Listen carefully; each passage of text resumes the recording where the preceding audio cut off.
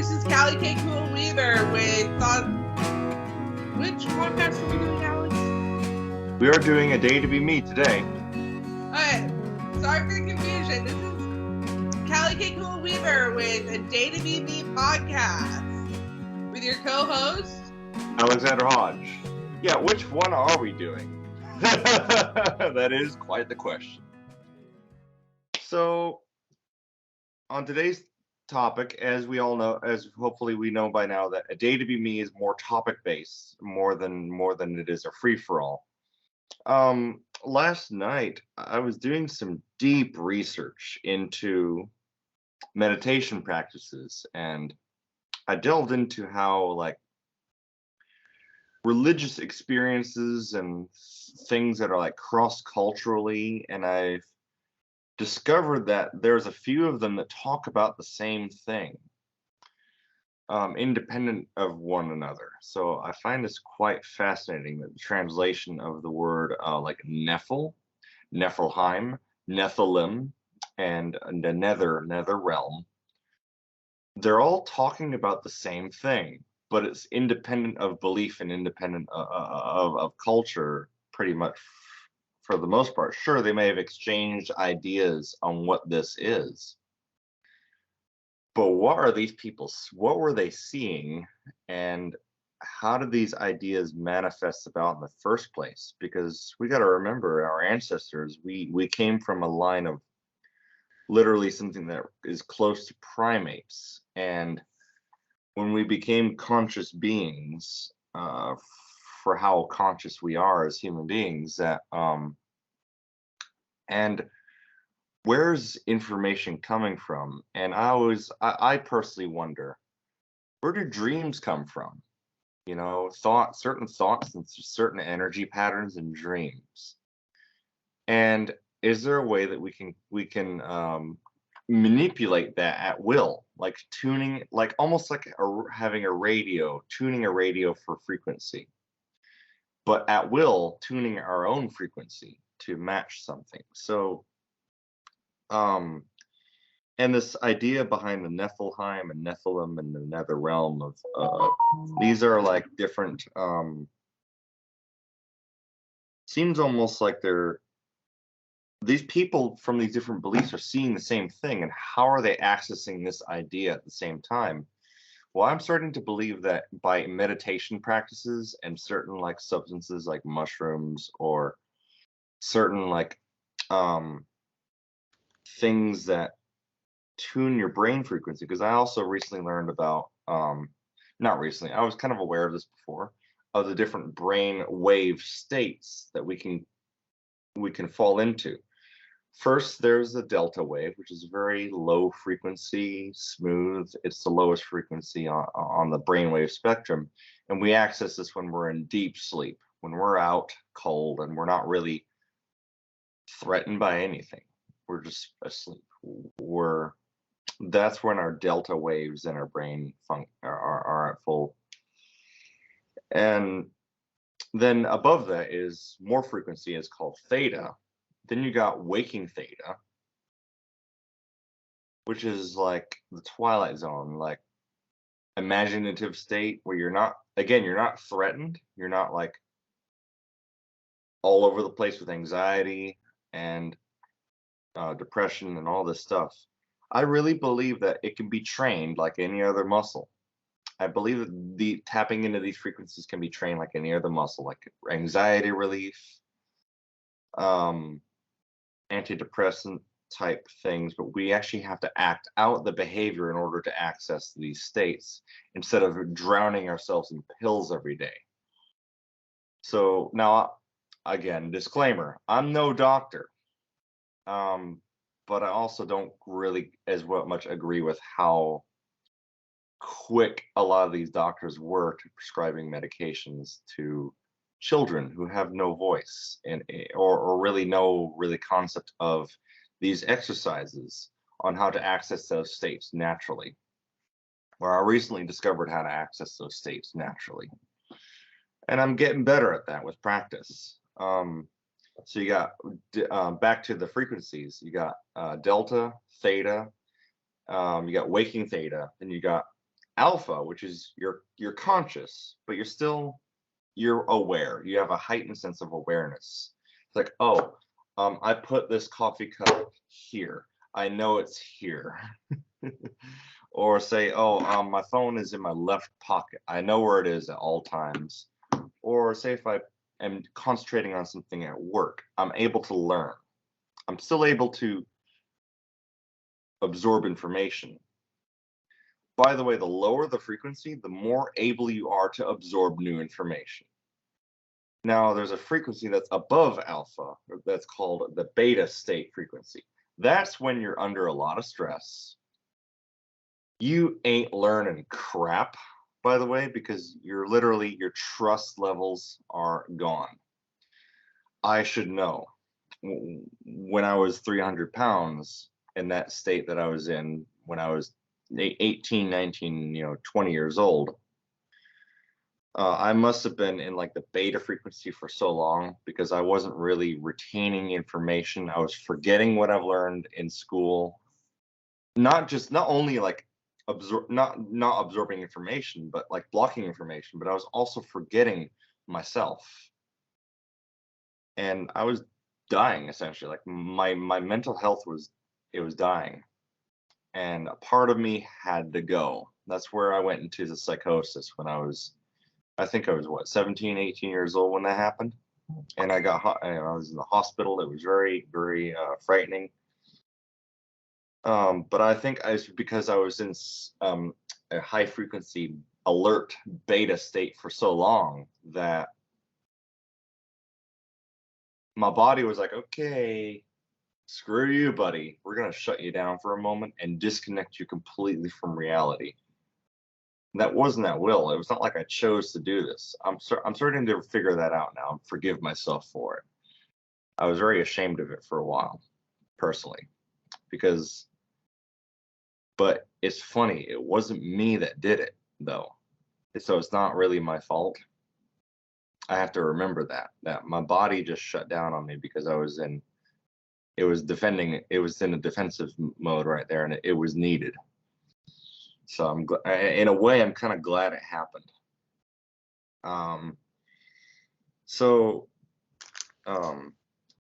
Back around to the different states. Well, I've discovered how to access and literally get into a space where I'm calm, but I'm also lowering my frequency by these meditative exercises to the point where I'm rediscovering how to learn, how to absorb information so much more clearly now. This is one of the ways. I'm going to reveal a little secret on how I learned skiing so quickly. That was one of the ways I did it. Was I meditated and I entered the theta state at will.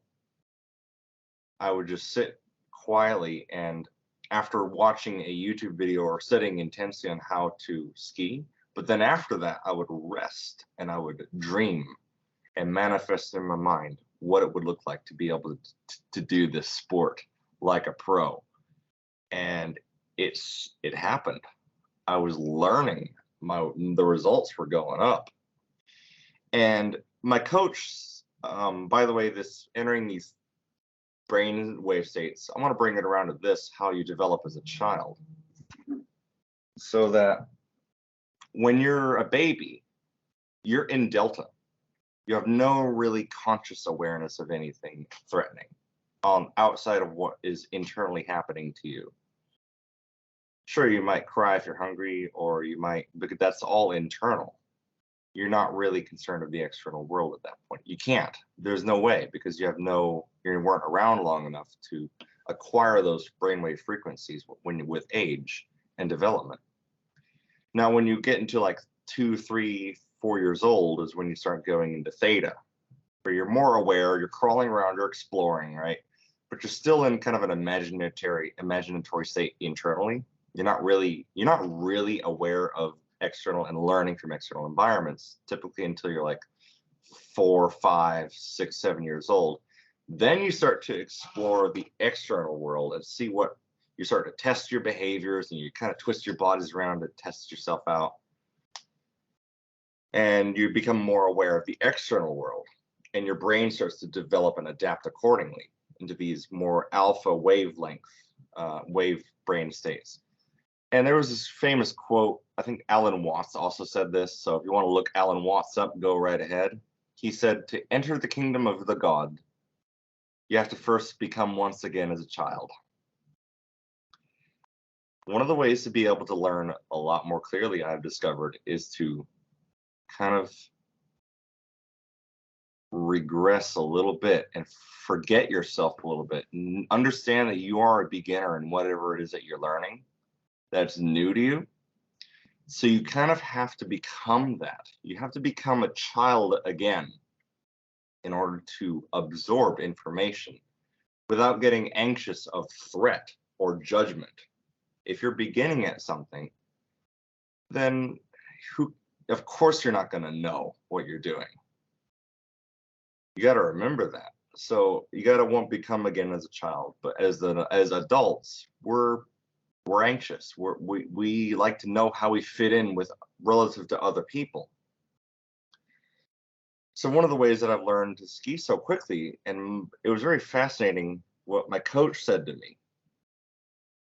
He said, "Wow, Alex, most adults don't pick it up this quickly. What are you doing, man?"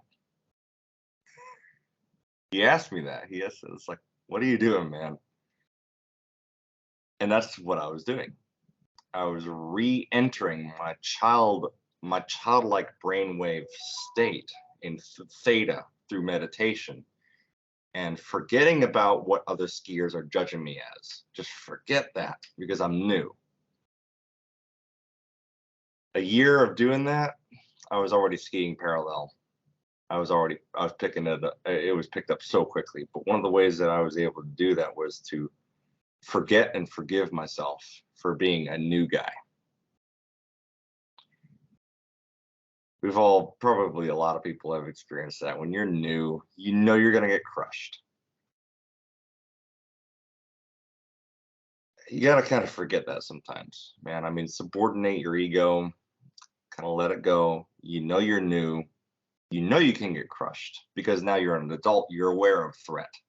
You probably have been crushed before by people that are older than you, that are have it more than you. I think everybody's been seeing people that are like that. That are like, yeah, Callie, yeah, you're a survivor from a narcissist, so you should know. Experiencing that kind of threat and being aware that that's out there. There's some snakes in the Garden of Eden. You know, there's some demons out there that there's an enemy that doesn't want you to make it. Well, I say, okay, bring it, because I'm new. You can't crush somebody the first time when they're new, but you can though, right? Like, you can crush the new guy if you want to. If you can't really, that's an ego thing. That's kind of one of those terrible aspects of human nature that with morality we've learned to control. It's not just about winning the game. It's about playing the metagame. If you're able to pass on what you know to someone that is first starting, that's very important. That's the gods smile upon that, really, because the universe, you play with that, you're going to get a positive feedback loop. You're going to feel better about yourself. The person that you're coaching or whatever, or mentoring, or even just being a friend to, is going to be so grateful, especially if it's someone who has undergone the threatening aspect of narcissism and these different people that they know you're new, they know they can crush you, and they will crush you. Those are the snakes out there that we need to, we just got to avoid them. We just got to forgive ourselves and say, hey, one of the ways that I enjoy doing that, once I learn the subject and I surpass the narcissist, then they get all mad and shit, and yeah, it can ruin relationships, but sometimes it's necessary. Sometimes it's necessary to be able to do that. But one of the ways to get there is to remember that, oh, you're a child at this. You have to also become that frequency with your brain waves, and it resonates, and you're able to absorb new and actually take in new information, and like a champion, you're actually able to absorb. This is why children actually learn so quickly. That's why my coach said, like mostly children learn it this fast. Well, that's how I did it. That's why I picked up skiing so quickly. To enter the gods, I had to become once again as a child. And by doing that, it was like I was able to learn like one too.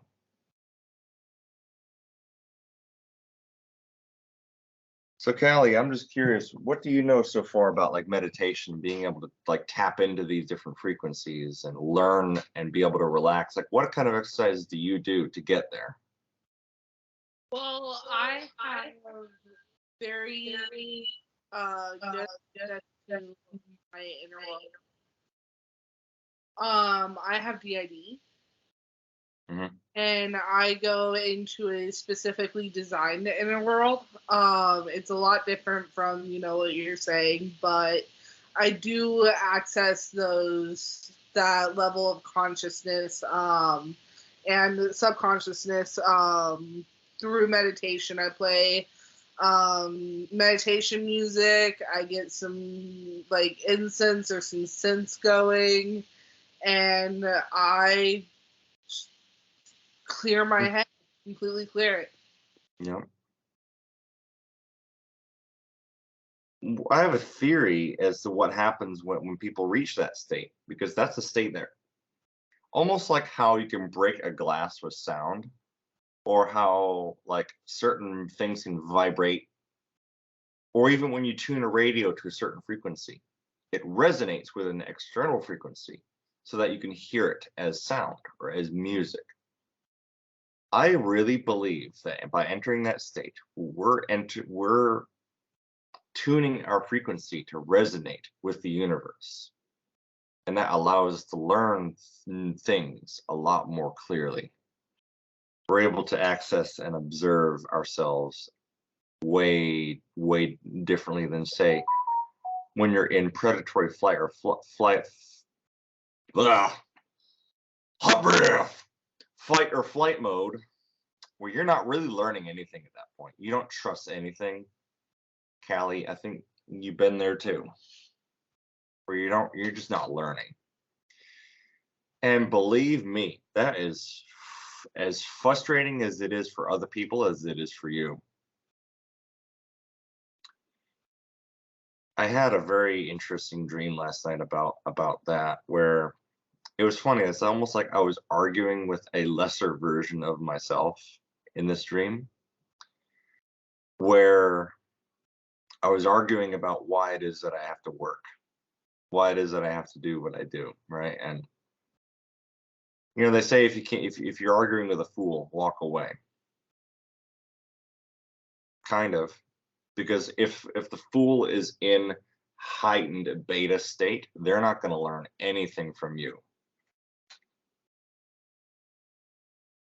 So sometimes the best strategy when somebody is in that state is to walk away and then re-enter them when they've calmed down. This is something I think is more prevalent in women than it is with men. Women are more emotional creatures. They can't, their rationalization is very differently structured for the most part. I also think it's what they're taught, because they're a woman, they're taught a certain way. Maybe a little bit differently than men, but of course, and we have our states too where we're not picking up anything. Like, you ever seen, and I've seen this too, with men that other guys that they just won't budge, no matter how much reality that you throw at them, and they're not learning. It's because their brain rate frequency is too erratic. It's too high. It's almost like gamma rays. they're not absorbing any information because they're threatened, or they're, well, that's pretty much it. They're in a fight or flight mode right there, where they're not learning. And believe me, it's fucking frustrating. But I think it's as frustrating for them as it is for me. I wonder that sometimes. Is it frustrating for them, like, as too, because they're not picking it up, and they know that they're not picking it up? That's when life hits them. It gives them a good wallop. It's like, all right. God is like, okay, you didn't see it. Life.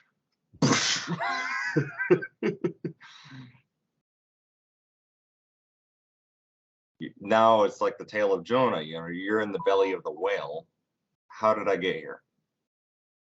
You know how you got there subconsciously. You know how you got there, but you chose not to, or you chose not because you were in such a high frequency threat and state all the time. You didn't allow yourself to calm down and forget yourself, forget your ego, and absorb the information as it is and learn. My hopefully takeaway from this is that people learn how to access that state and just figure out how, like, to access and calm down and just look at reality for what it is. It's like the blind gorilla test, you know, like our ambition sometimes blind us to the reality. Those that get a chance, look up the blind gorilla test. About 50% of the people that first see that, they don't see what actually happens in that video because they're busy focused on counting what it is they have to count first. Check it out. It's called the blind gorilla test. So Callie, is there anything you want to add to that? No. Covered quite a bit. Good job, Alex. Thank you. Yeah, I did my homework. And again, if there's anyone out there that might know more, please. I may be wrong. Definitely. I may be totally wrong about this. Who knows? I don't know. You know what Marcus Aurelius once said? He said he's the wisest man in the area because he admits to knowing nothing. So, I'm asking for a suggestion, man. If anyone knows anything else about this topic, please leave it in the comments or message Callie here. And yeah, I mean, you know, it's one of those things when it comes to learning is to admit at first, if you're a beginner, to admit that you know nothing. That's wisdom. That's playing the metagame. You're not playing to win or lose. You're playing just to dance with the universe. You're playing to learn so that you can, and then hopefully you can pass it on to others, not just to fucking win all the time. Pass the knowledge on once you get it. Be a teacher, because look at what's happening to the world. We get a lot of people that are not teachers. And we see where we are with Ukraine. I think we know what, and that's not just who, it's what the enemy is. The enemy is an entity in the universe, is the kind of thing that does not want you to make it. Now your ally wants you to make it. It wants you to figure this stuff out. And the enemy does not. He does not want you to enter the kingdom, enter your own kingdom and rule it, you know, and actually be able to navigate within it. The enemy does not want you to do that. When I say the enemy, I don't just mean a person. It's a meta force that's out there. I should know. I have encountered it. I've even embodied it on occasion. I will admit, there are some people that sometimes I don't want them to make it. That's part of my competitive drive. But I got to remember, that is the enemy that is within me. That is this meta enemy that sometimes takes me over. I mean, it's good to realize that, though. Not just me talking, it's the enemy that I gotta kind of, okay, calm down, Alex. Push that out of your system. You gotta love, be compassionate, and teach and help.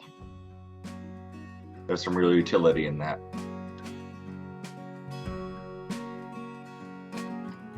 All right, you can wrap this up. Okay, well, thank you for joining us on A Day to Be Me podcast. We have our co-host, Alex Hodge. I'm Callie K. Weaver. Have a good night, everyone. Good night, guys and gals.